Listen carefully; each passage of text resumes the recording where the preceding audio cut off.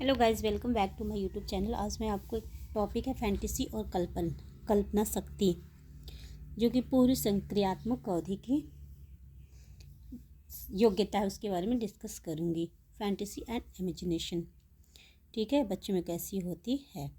संवेदी क्रियात्मक अवधि में वस्तुओं को उठाकर पकड़कर, बच्चे जब संवेदी क्रियात्मक अवस्था में होते हैं तो वो सेंसरी ऑर्गन्स यानी बच्चे वस्तुओं को उठाते हैं, पकड़ते हैं, जांच परख करते हैं और उनसे खेलते हैं। वह बंदर वाले जो खिलौने होते हैं उसे डोरी से खींचकर उसको चलाने का भी प्रयास करते हैं, ड्रम से आवाज़ निकालने का प्रयास करते हैं। ठीक है, खेल के दौरान कल्पना का तत्व संवेदी क्रियात्मक अवधि के अंत में उभरता है। जो संवेदी क्रियात्मक अवधि है उसमें जो कल्पना होती है बच्चों में, इमेजिनेशन शक्ति उसके लास्ट में उभरती है। ठीक है, शालापूर्व वर्षों के प्रारंभ में झूठ मूठ खेल, अभिनय खेल आमतौर पर देखने को मिलते हैं।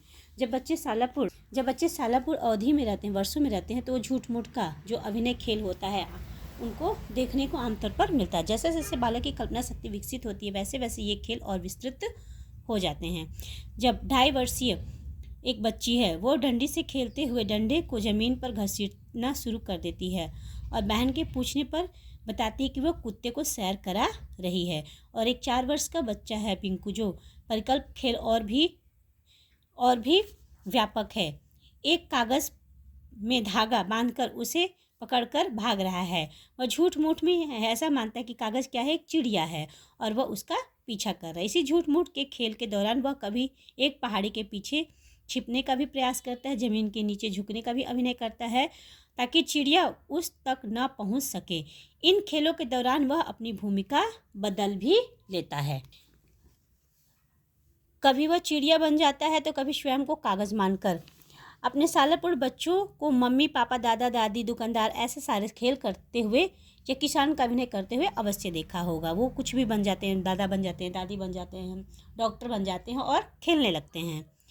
ठीक है, हम उम्र और वयस्कों को भी अपनी कल्पना से गढ़ी हुई कहानियाँ और स्थिति को भी बच्चे वर्णन करके सुनाते हैं। अपनी कल्पना से कहानी का परिकल्प खेल का दूसरा पहलू, शायद आपने बच्चों को ऐसा करते हुए देखा है। पशु पक्षी और छोटे बच्चों से संबंधित वर्णन बच्चों को बहुत ही पसंद आता है। यहाँ पे एक बच्चे का दिया गया है उदाहरण, जो शौकत नाम का बच्चा है। वो कोई भी चीज़ होता है तो एक जो उसका दोस्त है गोविंद, वो कोई भी खिलौना होता है, खाने का होता है, तो वो गोविंद को देता है और बोलता है मम्मी को शोर नहीं करो, गोविंद खेल रहा है। जबकि गोविंद वास्तव में है नहीं, उसने कल्पना से, इमेजिनेशन से, एक अपनी इमेजिनेशन परिकल्प खेल के द्वारा अपना एक खेल का साथी बना दिया है और उसको वो हर चीज़ शेयर करके खेलता है। जो बच्चे के अभिनय के खेल होते हैं बड़े ही मज़ेदार होने के साथ साथ बच्चों में निराशा, डर और संघर्ष की भावना को भी निपटने में सहायक होते हैं।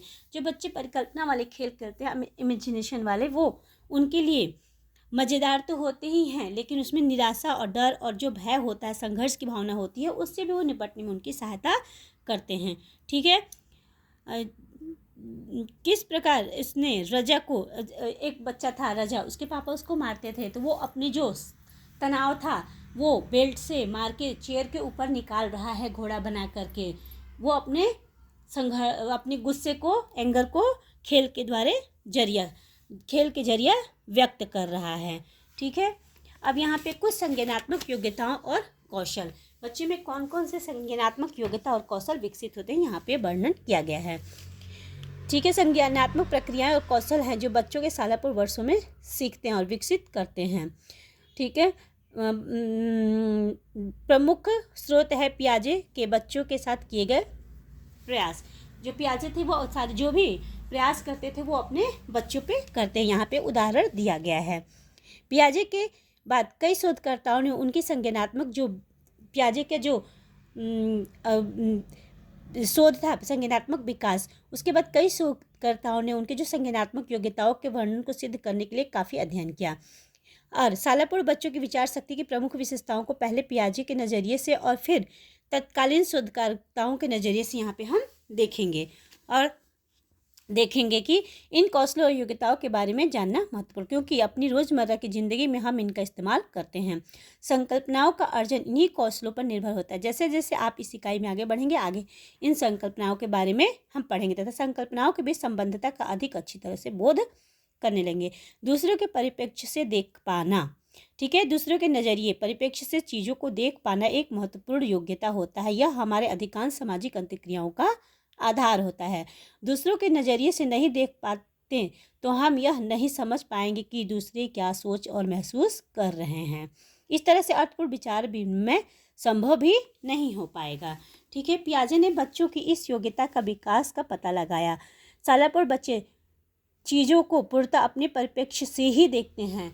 वयस्क है वो दूसरे जो चीज़ होती है दूसरे के परिप्रेक्ष्य से भी देखता है, लेकिन जो सालापुर बच्चे होते हैं वो किसी भी चीज़ को बस अपने ही परिप्रेक्ष्य अपने ही नज़रिए से देखते हैं। उनको लगता है कि जैसा मैं देख रहा हूँ, जैसा मैं कर रहा हूँ, जैसा मुझे अच्छा लग रहा है वैसा ही सबको लगना चाहिए। ठीक है। यहाँ पे इसी बात का यहाँ पे जिक्र किया गया है। वे महसूस करते हैं कि दूसरे लोग उन्हीं की भांति देखते हैं, समझते हैं, वह घटनाओं और क्रियाओं को व्याख्यातित करते हैं। वे मानते हैं कि दूसरे भी उन्हीं की भांति वस्तुओं को देख, सुन और महसूस कर सकते हैं और वे जो कर सकते हैं दूसरे भी उसे करने में समर्थ हैं। यदि वे प्रसन्न हैं तो दूसरा भी ऐसा ही महसूस करते होंगे। यदि वे आंखें बंद करते हैं पर कुछ नहीं देख पाते हैं तो वे मानते हैं कि कमरे में उपस्थित अन्य लोग भी जिन्हें अपनी आंखें बंद नहीं की है वो भी कुछ ऐसा ही देख रहे हैं। पियाजे ने बालक की विचार शक्ति के इस गुण को अहम केंद्रता यानी ईगो सेंट्रिज्म की संज्ञा दी है।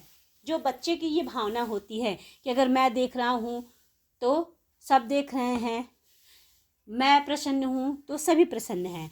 तो जो बच्चों की ये भावना होती है कि केवल मैं जैसा सोच रहा हूँ बाकी लोग भी वैसे ही फील कर रहे हैं, इसको उन्होंने ईगो सेंट्रिज्म यानी कि अहम केंद्रता की का नाम दिया। उनका कहना है कि सालापुर बच्चे यह नहीं समझते कि दूसरा व्यक्ति उसी वस्तु को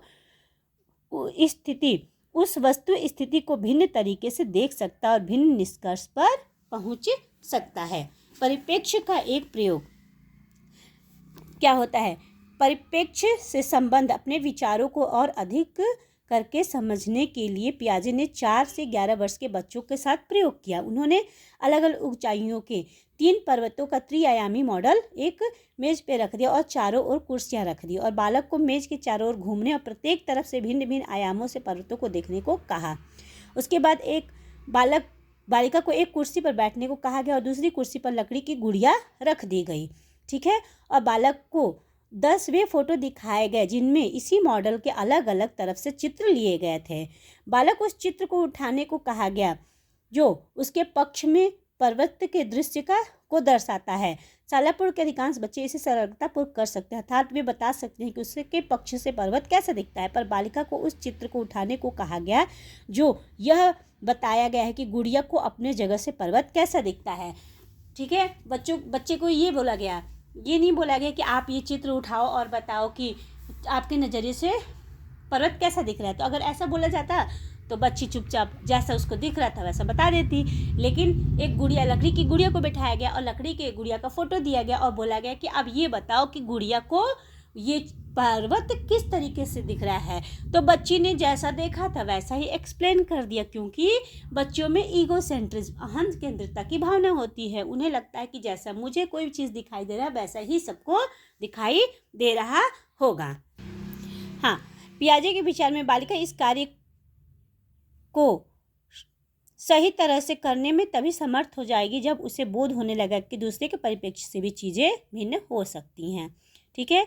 इसके लिए बालक को दूसरे के नज़रिए से देख पाने की योग्यता का होना आवश्यक है। ठीक है। यहाँ पे एक शोध किया गया है हाल ही में, पुलिस वाले का और गुड़िया का दिखाया गया है। ठीक है।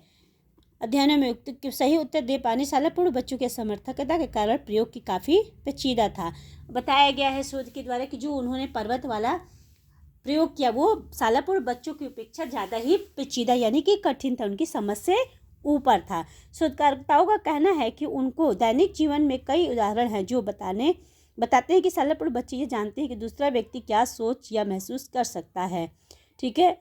कुछ 2, 3, 4 वर्षीय समुदित दर्शाते हैं और इसका अभिप्राय यह हुआ कि दूसरे व्यक्ति के परिप्रेक्ष्य से घटनाओं को देख पाने का समर्थ रखते हैं और समझते हैं दूसरा व्यक्ति क्या महसूस कर सकता है। यह 4-5 वर्षीय बालक का किसी शिशु से बातचीत करते हुए छोटे या सरल शब्दों का प्रयोग करना और शिशु भाषा का इस्तेमाल करना इस तथ्य को स्पष्ट करता है कि वे जानते हैं कि शिशु लंबे और जटिल वाक्यों को नहीं समझ पाते हैं। प्रयोगात्मक स्थिति का यथार्थ जीवन के अनुभव से कुछ हद तक संबंध होता है। दूसरे के परिप्रेक्ष्य से देखने की सालापूर्ण बच्चों की योग्यता प्रमाणित होती है। ठीक है, इन प्रयोगों में शोधकर्ताओं ने सालापूर्ण बच्चों को पुलिस वाला खेल खिलाया और गुड़िया का मॉडल भी दिया एग्जाम्पल के तौर पे। ठीक है, यहाँ पे दिया गया है। ओके, और अन्य प्रयोग में शोधकर्ताओं ने एक कार्ड लिया जिसके एक तरफ एक कुत्ते की तस्वीर थी और दूसरी तरफ बिल्ली की। सालापूर्ण बच्चों को कार्ड के दोनों पासे दिखाने के पश्चात शोधकर्ताओं ने उस कार्ड को बच्चे और अपने बीच सीधा पकड़ लिया ताकि वह एक जानवर देख सके और शोधकर्ता दूसरा। जब शोधकर्ता ने बच्चे से पूछा कि वह शोधकर्ता कौन सा जानवर देख रही है तो 3 वर्षीय बच्चे ने सही जवाब दिए, किंतु अगर यही प्रयोग थोड़ा और मुश्किल बना दिया जाए और शोधकर्ता और बच्चे के दोनों से ही एक ही जानवर को भिन्न कोणों से देखें तो सालापूर्ण बच्चे यह कल्पना करने में कठिनाई महसूस करेंगे कि शोधकर्ता भिन्न दृश्य देख रहा है। ऐसा नहीं कि पियाजे के बाद भी हुए शोधों ने पियाजे के इस सिद्धांत को भी सालापूर्ण बच्चे के अहम केंद्रित होने के गलत बताया। ठीक है, शोध में बताया कि हाँ, बच्चे अहम केंद्रित होते हैं। अन्य शोधों ने यह दर्शाया कि सालापूर्ण बच्चे अपने परिप्रेक्ष्य से देखने और समझने में सीमित होते हैं। ठीक है, सामने खड़े शोधकर्ता को दिखाने को कहा गया। सालापूर्ण बच्चों ने उस चित्र को इस प्रकार पकड़ा कि वे उस चित्र को देख सके, न कि शोधकर्ता। जब उसने अपने नाखून दिखाने को कहा गया तो उन्होंने अपने दोनों हाथों का सीधा उठाकर हथेली वाले भाग को शोधकर्ता की तरफ किया और नाखून वाले भाग को अपनी तरफ कर लिया। बोला गया, बैठा दिए गए बच्चे को बोला गया कि अपने नाखून दिखाओ, तो बच्चे ने क्या किया, जो अपना ऐसे दिखा दिया नाखून, यानी कि जो नाखून का जो पार्ट है वो अपनी तरफ कर लिया और हथेली वाला पार्ट शोधकर्ता को, क्योंकि बच्चे सारी चीज़ें अपनी ही नज़रिए से देखते हैं। यानी कि नाखून दिखाना है तो लो ऐसे दिखा दिया, यानी कि मुझे दिख रहा है। यह एक विरोधात्मक प्रमाण हमें सालापूर्ण बच्चों की दूसरे के नज़रिए से देखने की योग्यता के बारे में क्या बताते हैं। निर्णायक विश्लेषण में हम कह सकते हैं कि सालापूर्ण बच्चों में दूसरे के परिप्रेक्ष्य से देख पाने या न देख पाने की योग्यता स्थिति पर निर्भर करती है। इनमें व्यक्तिगत भिन्नताएं भी होती हैं। ऐसा भी नहीं कि सालापूर्ण बच्चे पूर्णतः अहम केंद्रित ही होते हैं। वे दूसरे के परिप्रेक्ष्य से बात समझते हैं, परंतु बड़े बच्चों की अपेक्षा अपने परिप्रेक्ष्य से ज़्यादा बंधे हुए होते हैं। Thank you. ये हमारा टॉपिक यहीं पे आज खत्म होता है।